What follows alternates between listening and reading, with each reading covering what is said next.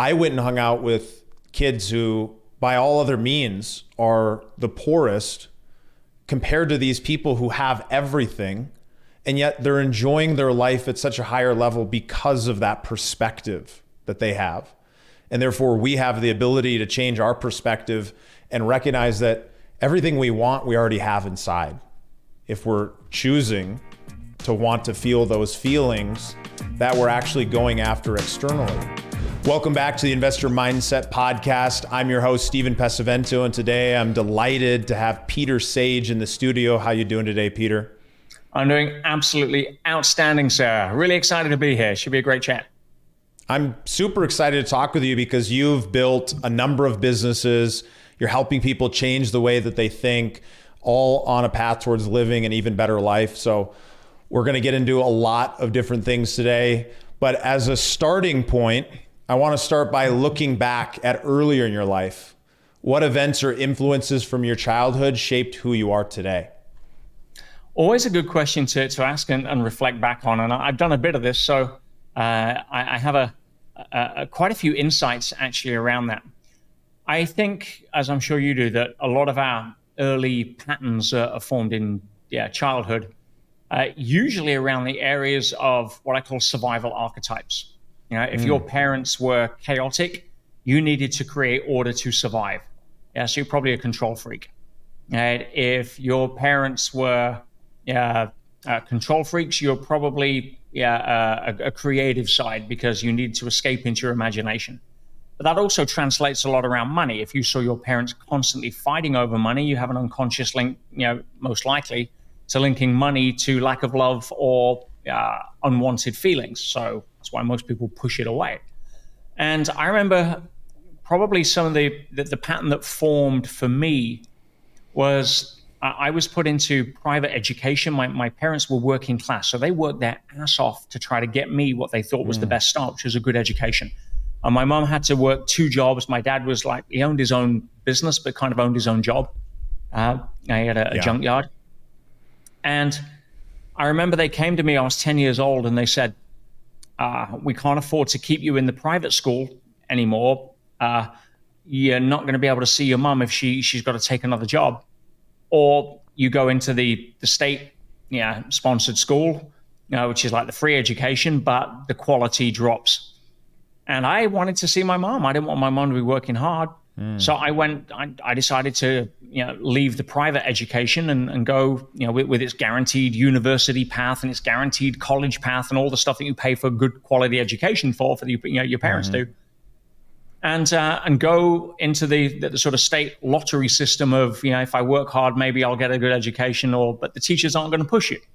Yeah. And I remember vividly, and this is obviously years later looking back, during the summer recess, over that period between going from the private education to the state education, my parents, specifically my mom, every single day would hammer home, hey, if you don't work hard, you're going to end up living on a park bench. If you don't pass your exams and go to college, you're going to be emptying the trash of the people you were just in private school with. And basically scared the bejesus out of me, thinking that if I didn't work hard, my life was over. And at 10 years old, which is what I was then, I essentially became an overachiever. In that moment, an overachiever over the summer recess, an overachiever was born. If I didn't work hard, not only would I not get the connection, the love, the approval, the validation that I so much wanted from my parents, as everybody does, but I'd basically spend my life living as a bum on the street. That was my belief. And so everything, tracing back to 10 years old, was a watershed mark. Everything I did from 10 years old onwards, I excelled at. Ironically, apart from education. I actually ended up dropping out of school at 16. I never did go to college. I never did get a university education. I never suffered the disadvantage of further education, as I sometimes say. But I started my first business at 17. I built multiple international companies. I was a millionaire in my early 20s. I was buying Ferraris for cash when my friends were struggling to cash their unemployment benefits, flying Concorde. And to all intensive purposes, I was, I'd made it. What that was masking was a lesson I had to learn very hard, and I'm sure some of your listeners and tribe would appreciate this. There is a huge difference between a life chasing what you think is success, which is really external validation, and a life chasing fulfillment. Because I nearly killed myself driving home one night at 2:00 in the morning from the office, as usual, having worked a 130-hour week, only to be sat at the side of the road waiting for a tow truck to take the car away, wondering how I just successfully not killed myself or somebody else. And asking myself questions like, why am I doing this? Why am I building this business that's trapping me, this monster, or multiple businesses at that point? Because, it's like, I'm sure you've met so many people here, Steve. It's like, oh, I'll make it when I make my first million. Of course, what happens? You make your first million, and then, oh, well, I still don't feel like I've made it. Oh, I know. I need 2 million in case I lose the first. Right? I mean, never ends, right? I've definitely followed a similar path, and it's incredible that for me in particular, I had grown up without a lot, had some similar beliefs around money, became an overachiever, and achieved, and was having a lot of fun, making a lot of money. But then tragedy struck, and my little sister passed away in a car accident, unexpected, no one's fault. One of those moments that really does change your worldview, changes the perspective, the lens that I was seeing the world through. And for the last almost 5 years since then, business hasn't done the same thing it used to.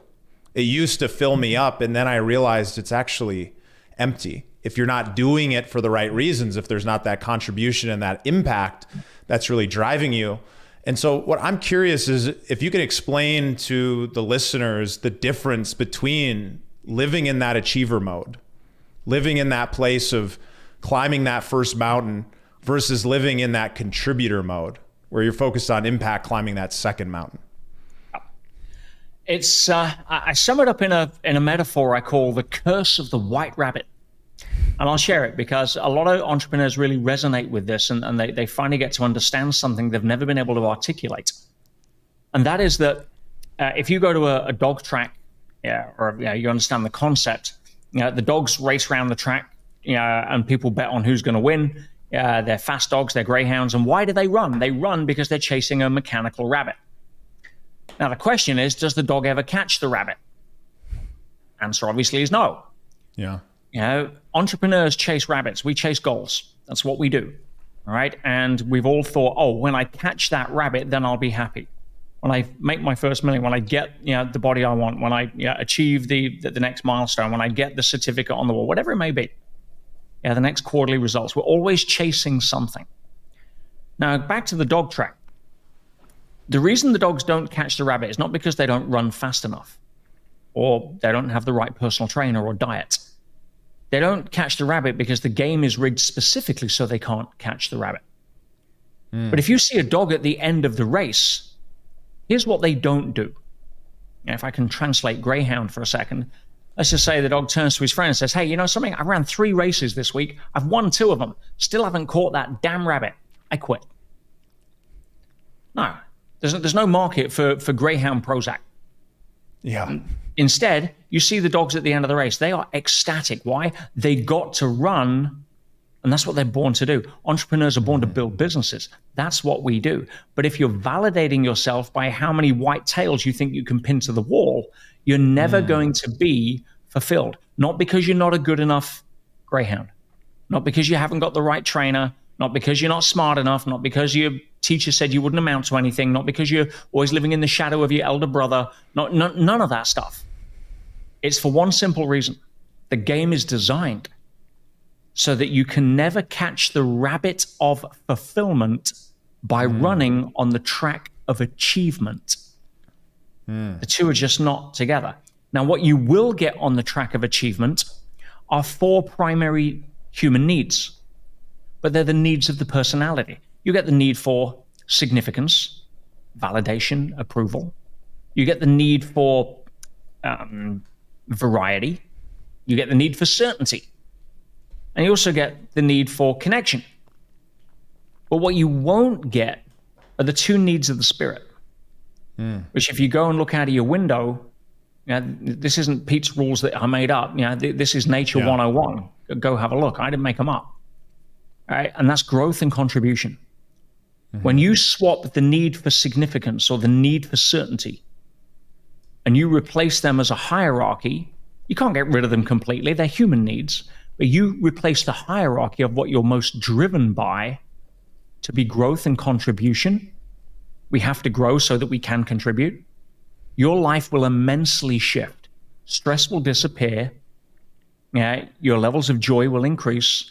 Your sense of meaning, purpose, the reason why you're here, all off the charts. But you can't do that if you're too busy, chasing rabbits around a track, thinking that when you get enough tails pinned to your wall, you'll finally have made it. Yeah. And yet it's so easy to get caught up in that game that is rigged so that we can't feel the feeling that we actually believe we're going after. And it's not until you come to that moment where you realize, wow, there's actually something bigger than me. There's actually something that is outside of me that I'm supposed to be here to serve. What was that moment for you when you realized that? Because I find that life is full of these moments where everything's going our way and then suddenly it doesn't. And then some major thing or minor thing happens and it opens up a whole new lens and perspective. What was one of those moments for you, Peter? I was in Africa. I've done a lot of charity work over the years. I've raised about $1 million for various charities. I'm about to raise another $1 million doing a crazy race at the end of the year. I might touch on that. But I remember being in Africa, and I was working with, I was teaching at an orphanage in a place in rural Kenya called Bungoma. I was over there contributing my time, wanting to help. And I noticed something very unique. All of the kids were so happy. They'd got nothing. We had 1 hour a day where they'd run the diesel generators where we could potentially charge our phones or electronics. Right? Yeah, you were sleeping on mud cots, hoping that the soldier ants wouldn't come and walk off with your meal. Right? Rural Africa. And I noticed that these kids were happy. I was living in Dubai at the time, right, which is the mecca to materialism. Mm-hmm. And it was like I would see kids that were upset flying first class in Emirates because they hadn't got the latest iPad. Yeah. And here's these kids in Bungoma who were so happy. Why? Because they had an extra spoon of rice that day, or it rained that day, or they found this strange stick that they could play some crazy game with. And it made me understand something that finally allowed me to break the curse of the white rabbit. And it was a realization. I already am that which I seek. Like, whoa. Here's me trying to chase after all the feelings these kids already have. Feelings that I've already felt, which means my brain knows how to feel them. But if you peel back that onion, self-talk is very revealing. Essentially, what people are saying that are playing the achiever game of feel great when, which is essentially what they play. I'll feel great when I make my million or pay off my mortgage or get my Ferrari or whatever it is, find the dream partner, get my body down 30 pounds. I'll feel great when, fill in the blank. These kids play a different game. They play feel great now. And playing feel great when as an achiever, essentially the self-talk is this.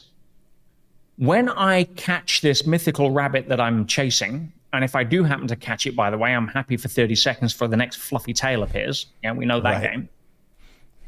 I will not give myself permission to feel a feeling that I already know how to feel until the outer world fits the certain pictures that I've decided it needs to fit in order for me to be happy. Mm-hmm. Now, when you analyze that, you're insane. Yeah. All right, successful people, fulfilled people play feel great now, not feel great now because I finally made it. Mm-hmm. Yeah, I've never seen anyone on their deathbed, and I've been around people who have come to terms with their mortality with either hours, days, or minutes to live. Mm-hmm. And here's what they don't say. Steven, please, go and get me my mahogany-framed MBA certificate. Yeah. I want to hold it one more time. No. Please go get me my stock certificate for when I made my first million. No. What is the universal message of people that finally come to terms and accept and surrender to their own mortality. Please go get me the people I care about most so I can tell them I love them one more time. And when you start to reprioritize your life, knowing that that is a scenario that is going to happen, everybody has a final scene in their movie. You can stop playing the game now in terms of feel great when, and start embracing feel great now.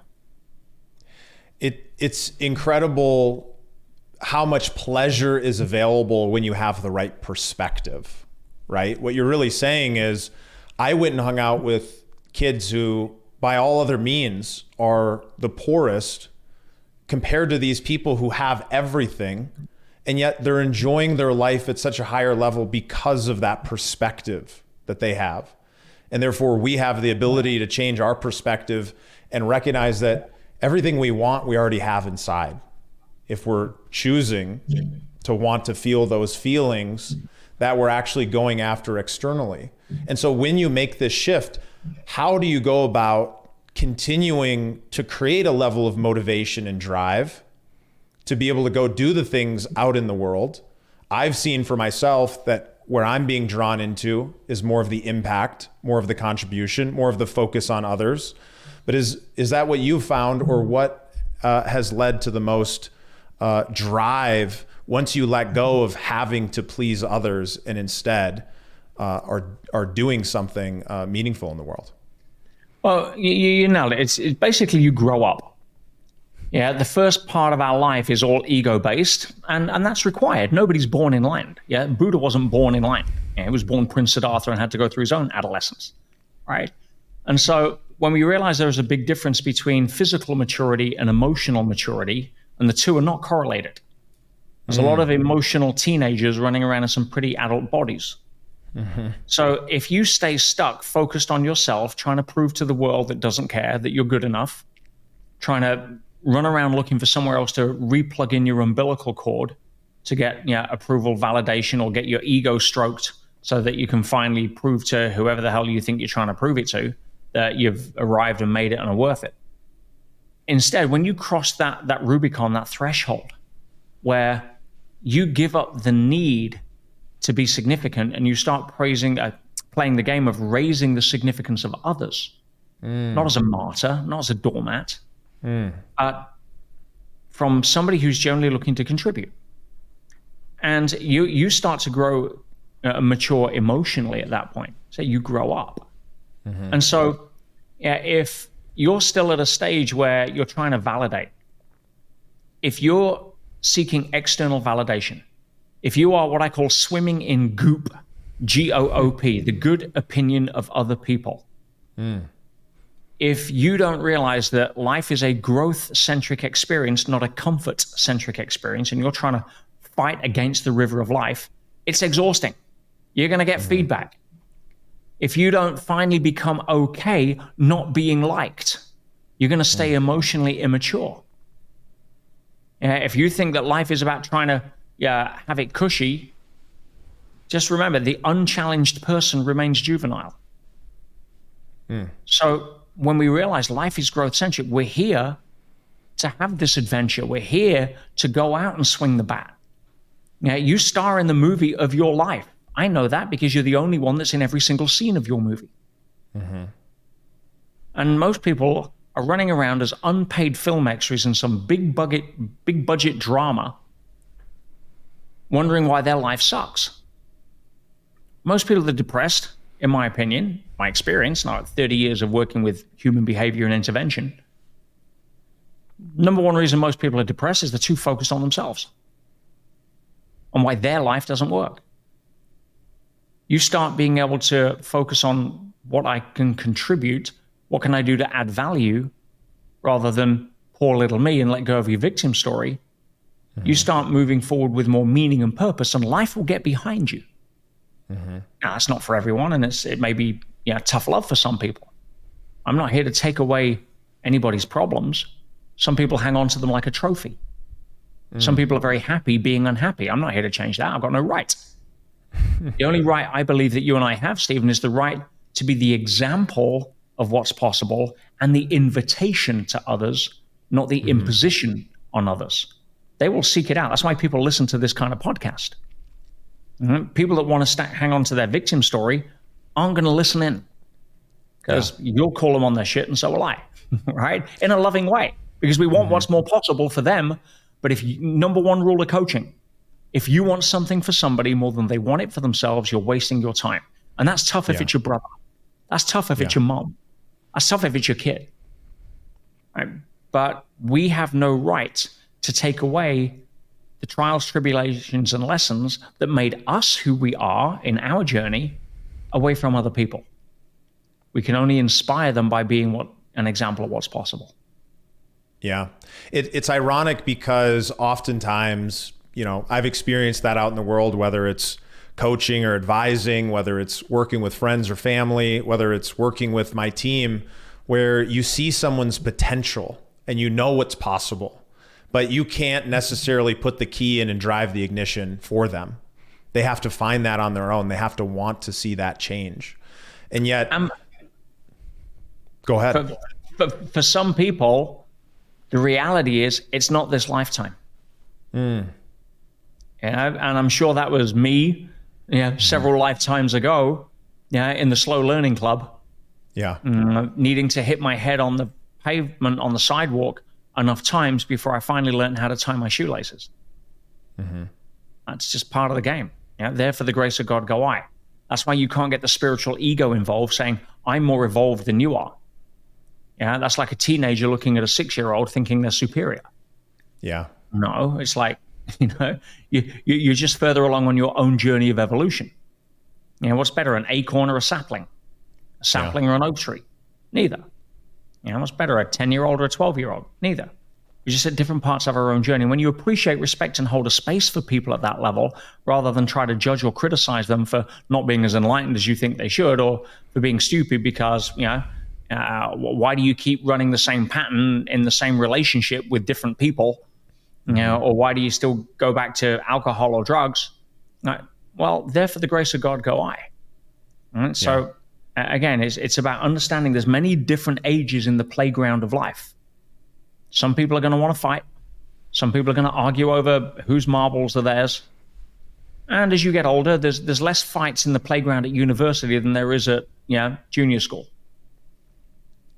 Well, there's something really powerful, I believe, in understanding what beliefs are actually supporting you and what beliefs aren't, right? And it's through conversations like this, it's through listening, it's through attending events and being surrounded by others who are thinking differently to you that you can actually have a mirror to see, well, what would that belief be like if I was able to try that on? If I was able to embody that, if I could take on that identity that Peter or Steven has, or many of the other people who are finding a way to not only have financial success, but also to make an impact and be fulfilled and have the family and connections and friends that are most important to them. But I think that perspective is often hard to have unless you've gone through hard things.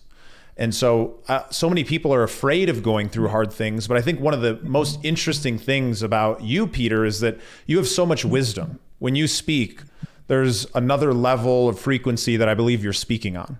But one of the stories that really inspired me was the moment that you were faced with a difficult challenge and you were sent to prison. Sent to prison for doing absolutely no crime. So would you tell us a little bit about that? And more importantly, what I'm interested in is hearing the story of your perspective and how you went into that space and made something great out of it. Oh, thank you. Yes, it's one of the most incredible adventures I've ever had the privilege of living. And it was a litigation. It was a business argument in court, civil action. And I was up against a multi-billion-dollar company with $100 million ruthless law firm. And I was on legal aid state-appointed attorney. I mean, it's not the best sort of, it's a David and Goliath where David doesn't actually win. Right? Yeah. And they threw a contempt of court application at me. I thought it was a chess move. I didn't give it much credibility. I thought they were just trying to pressure me into a settlement. It was financial bullying, and I was holding my ground. But pick your battles. They sold this contempt application to the judge. He gave me 6 months in jail as a civil prisoner. Never been arrested, accused of a crime, no criminal record, not guilty, none of that. But lost everything. This is only just over 5 years ago. And I, as soon as we realized that this was going south, I needed to make a choice very quickly, because you cannot control what you can't control. So many people stress about trying to control things they just can't control, usually other people. If you've ever made the mistake of expecting you from anyone else, you realize how futile that is. Yeah. But I was sent down in handcuffs to what was statistically the most violent prison in the UK, Pentonville. Built in the 1800s, overcrowded.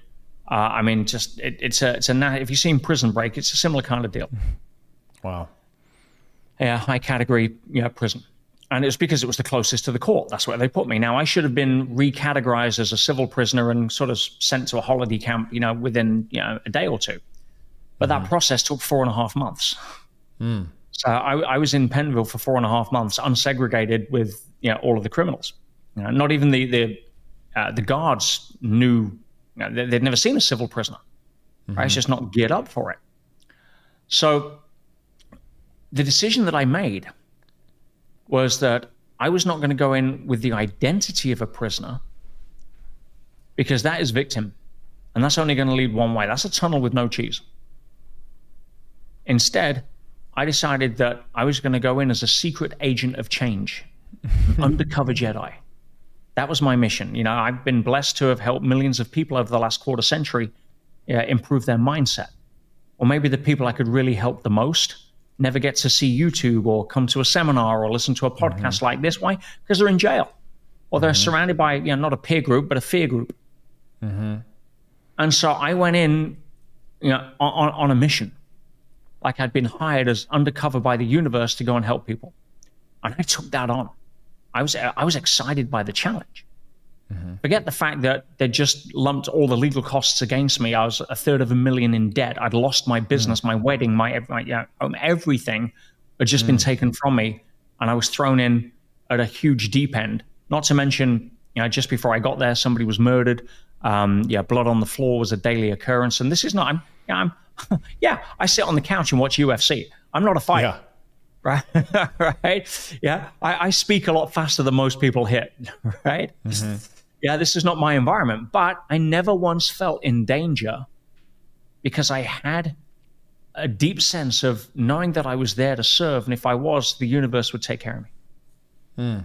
Anyway, long story short, I ended up getting a lot of the prisoners off drugs. I was stopping suicides. I redesigned the intake system to reduce violence between the wings. It's now being used in prisons all over the world.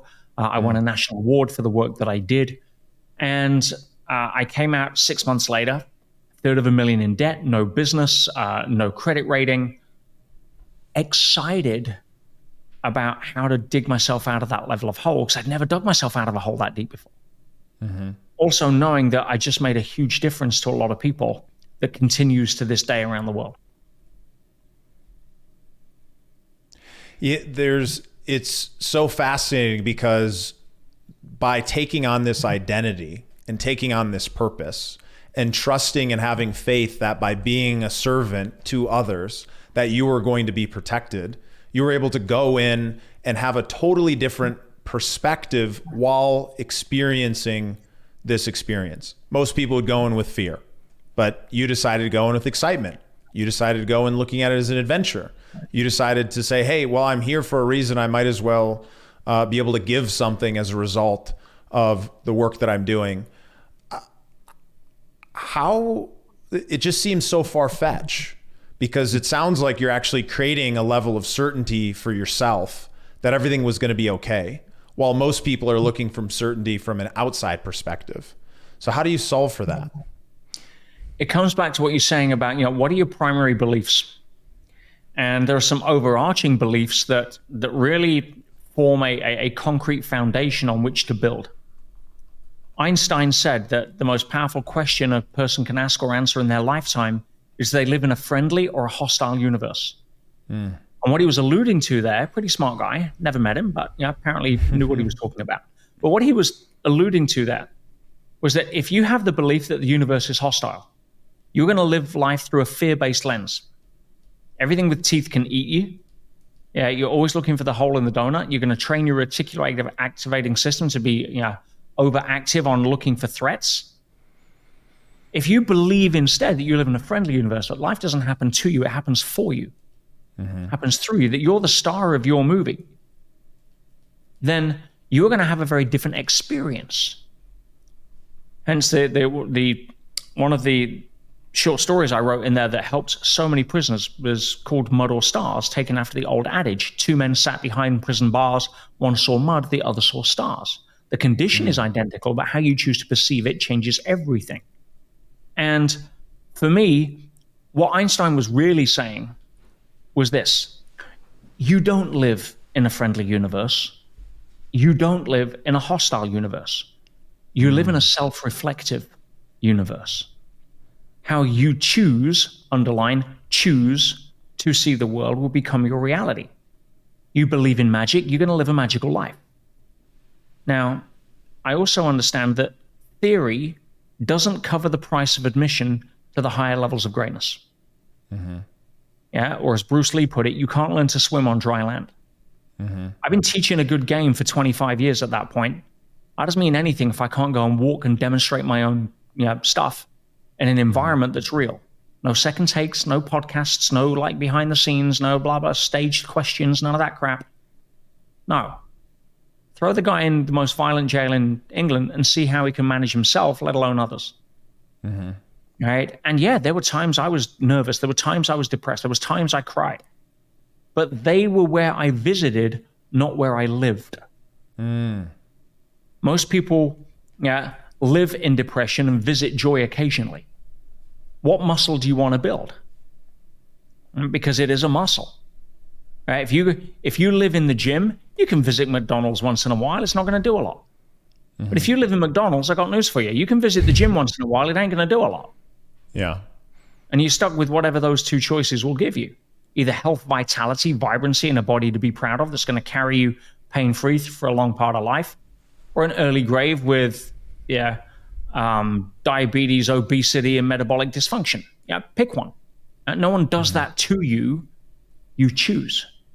So I chose to live in a friendly universe. So I knew that was my core belief. From there, you can build. From there, you can say, listen, I know this must be happening for a reason. I don't know what the reason is, but it must serve me at some point. I don't get to look around corners. Every river bends, especially the river of life. There are no straight lines in nature.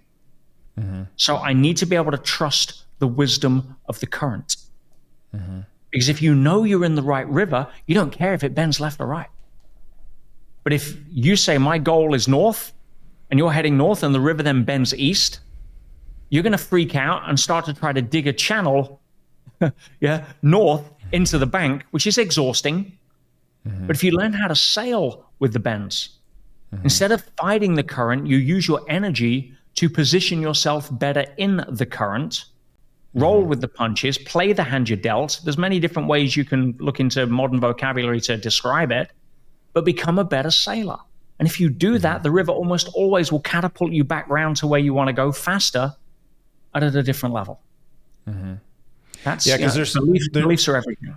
There's such power in that perspective, because that perspective has faith. It has trust that things are working out. It has a set of beliefs that are empowering you to be able to stay in that space of doing what you're there to do, and being able to take something that is a terrible situation and make it into a great gift. And it truly just comes down to that perspective. And the reason that this is so important, if it's not already clear, is that in business, in your personal life, in investing, there's always going to be challenges. But those challenges can be fuel to propel you forward, lessons that you can learn from and grow, or they can be anchors that hold you back and don't allow you to truly live your best life. 100%. And we know in if you go to nature, in neuromuscular biology, if you take a mammal, of which last time I checked, we were part of that species, right? Yeah. If a mammal sees an external situation and perceives that as a threat, it will lose up to 30% of its muscle strength. Wow. if that same mammal perceives that same scenario as a challenge, it will gain up to 30% of its muscle strength. That is your biochemistry either playing dead and riding you off and going into fight or flight, or rising to the challenge. And when you realize we didn't come here to avoid the challenges, we came to take them on. Everything about our biology is geared towards that, which is why contrast frames are a very powerful tool for people to use. I'll give you an example. You can always contrast things one of two ways. Yeah, our brains are contrast machines. We make meaning out of contrast. That's how we're wired neurologically. How do you read? Well, your brain contrasts two different colors in symbolism that then internalizes that as language, right? Off a page, black and white. If you're looking at a parking lot, you contrast empty spaces with full spaces, or you contrast a parking lot full of white cars and there's one red one, you're going to notice the red one first, right? By contrast. So we're contrast machines. So let's say you go to work one morning and your boss calls you in. You've been there 3 months on trial. And the boss calls you in and says, "Hey, Steven, really been impressed with your work for the last 3 months. You know, you're a team player. Everybody loves you. And we decide that we're going to give you a permanent contract and we're going to give you a 10% pay rise as well." Now, on a scale of 1 to 10, how good you feel? You feel amazing. You Pretty good day. Feel like an 8. Yeah. So you're buzzing around, and you go to the staff canteen at lunchtime, and you're standing next to Cheryl, and Cheryl's making her coffee, and she's all buzzing too. So, "Hey, Cheryl, how's it going?" So, "Oh, great day. The boss called me into his office. You know, I've been here for 3 months, and he gave me a permanent contract. And she does the same kind of job as you, and you're buzzing as well. You're happy for her." She says, "Yeah, and give me a 20% pay rise." Yeah. You're like, whoa, hang on. She got 20%. Now you don't feel so good. Yeah. You had nothing before, and now you only have 10%. See, when you contrast the 10 with 0, you feel good. You contrast it with 20, you now feel like crap. Same 10%. I was able to shift some of the mindsets of the prisoners just by using the contrast frame of how much they could have got as a sentence versus what they actually got. Yeah, a guy gets 10 months and the maximum sentence is 2 years. Imagine you had got 2 years, and then just as you're about to be sent away, the judge says, "You know something? I've just reconsidered. I'm going to reduce it to 10 months. How do you feel?" Incredible. You would skip out of that courtroom rather than walk with your head in your hands. There's always a way to contrast. So the skill, or one of the best skills, if you really want a decent investor mindset, if you want a human mindset that's going to give you self-mastery, which beats knowledge mastery all day long, learn how to continually contrast in a way that makes you feel good, not bad about what you have. Just like the kids in Africa. Wow, I got an extra spoon of rice versus, "Oh crap, I didn't get the extra iPad." Right. You do that, there is always, always, always something to be grateful for. Yeah. You lose your arm, it could have been both. There's always a way to look. Yeah, it is a skill that is not well taught today. It's a skill that I don't believe very many people have built into a strong skill and a habit, but yet it's extremely powerful because from a energy, a happiness, a motivation perspective, if you do that contrast, you're going to put yourself in such a better state and a place to be able to show up and do the things that you really need to do to get the life that you actually want. So I've got 2 more questions, but before I get there, let's pause and share with the audience, where can they follow you, or where can they learn more about what you do, Peter? Oh, thank you. Well, my website is petersage.com. I've just launched a major campaign for a crazy race I'm doing at the end of the year, which is the tagline is "Cheerfulness in the Face of Adversity." We're raising $1 million for mental health, and I'm going to be rowing 3,000 miles across the Atlantic. Wow! In the world's toughest row, sleeping for 2 hours and rowing for 2 hours, 24/7 for 2 months. And that's probably the most insane physical event on Earth right now. But yeah, I'm in this year's World's Toughest Row event, and I'm in the pairs category. So there's myself and my childhood friend, and we're gonna teamcheerfulness.com if you want to come and support us with mental health. We're also giving 3 times whatever people donate in terms of mental health programs and self-mastery programs to try to spread the message, and hopefully bring one smile at a time as we cross the Atlantic, as you follow us on our crazy race. It sounds amazing. Everyone should definitely check that out. So the last 2 questions I have, and I wish we had hours, but we'll have to wrap up on this for today. Sure. The power of acceptance, the power of that perspective, the power of being able to let go of the fact that you don't have control and step into a state of accepting the way that things are so that you can be more proactive and productive. How do you do this, and why is it so important to be able to do this quickly? Well, there's a very powerful caveat here to look at. If you surrender and give up the need for control from a victim level, you will go into apathy and you will go into further levels of victim. If you give up the need for control because you trust in a friendly universe that it's got your back, that it'll be this or something better, that the universe is taking care of you and everything's going according to plan, even if it's not a plan your left brain can wrap its head around right now, that way you rise in levels of consciousness to have a better life. So it's not just a case of, oh, well, okay, screw it. Yeah, I'll just surrender then. No. Yeah, when Jesus said, turn the other cheek, if you're in victim mode, that's like getting sand kicked in your face.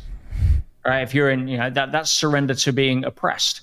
If you're an achiever, you're like hell will I turn the other cheek? I'm going to punch the guy back. All right? That's just struggle and effort to try to carve your way into a hostile world. If you're at a higher level of consciousness, you see the wisdom behind that. It's like, no, slaps you, turn the other cheek. You can't be pushed, controlled, manipulated. As Gandhi said, no one can take away your power. You can only give it away. So you need to have that level of trust or faith in something bigger than you, even if you call it your higher self, before you do that. Otherwise, you're going to crumble. Yeah, I really hear that as a core belief, and I see it and I really believe in it, because for so long I was pushing. I was in effort mode. I was making things happen. And then through my own spiritual journey and some of the things that I mentioned earlier, I realized that, wow, if you do surrender, but from a place of having trust and faith that things will work out, not only do things start flowing to you, but the journey is way more fun. It's way more enjoyable. And so I think all of this stuff that we've talked about, Peter, is so critical, because from a business standpoint, this will totally change the way that you bring clients into your world, that you are able to create the income to make the impact that you want to do. And from a personal level, it will lead to having a much more enjoyable process and having people who want to be around you. And so for those listeners who are hearing this message and they're saying to themselves, they're nodding along saying, I know I need to do this. I know I need to change my beliefs, but I just can't get myself to make that first move. What do you recommend? Where's the first place to start so they can begin to adopt a different way of thinking and step into this? Ask yourself why you believe that. Most people are walking around with beliefs that they've had since they were teenagers, and they've never re-questioned it. They've just adopted it as their model of the world. They've never done an audit on their own limitations. What do you believe about money? Well, why do you believe that? Is that still true for you? Was it true to begin with, or did it just serve you at that time for a period? So you wouldn't walk around with clothes that you wore when you were 10 years old. You'd look pretty silly. But most people are walking around with beliefs they've had since they were 10 years old, or teenagers. Most people are sleeping awake. They're hypnotized into thinking, materialism is the way to validate yourself. So I've got to buy all this crap so that I can look this way, smell this way, appear this way, so hopefully to impress people that don't really care. But I won't figure that out until I get there on top of Success Mountain and then want to jump off because I don't like the view. So start small, question a belief, and then play with it. Live as if it was true, the new belief, for 7 days, see what shows up. You don't like it? Don't adopt it. You can always go back to crappy victimhood. It'll be waiting for you if you wish. But most people will start, if you give faith in the universe a chance, if you give, you understand there is a primary law, and I'll leave people with this one thing they want to tattoo on the inside of their eyelids. Outer world follows inner world.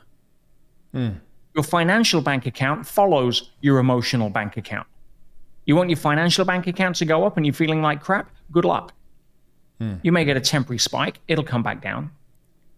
Because the number one rule of personal growth, people will never rise above the opinion of themselves. So focus on the gift that you are, that you have. You wouldn't be here if you didn't have some level of mission to go give your heart and soul to help humanity raise its level of consciousness to the next level. And most people listening to this already understand. Yeah. Well, Peter, such sage wisdom. It's amazing having a fellow traveler on the journey who has been down the path and faced challenges and is an incredible example of what's possible when you do make those beliefs and changes. So thank you so much for joining us, and thank you all for listening, and we'll see you on the next episode. Thanks for listening to the Investor Mindset Podcast. Make sure to hit that subscribe button. And if you'd like to watch another, here's one up top, and here's another great video right down below.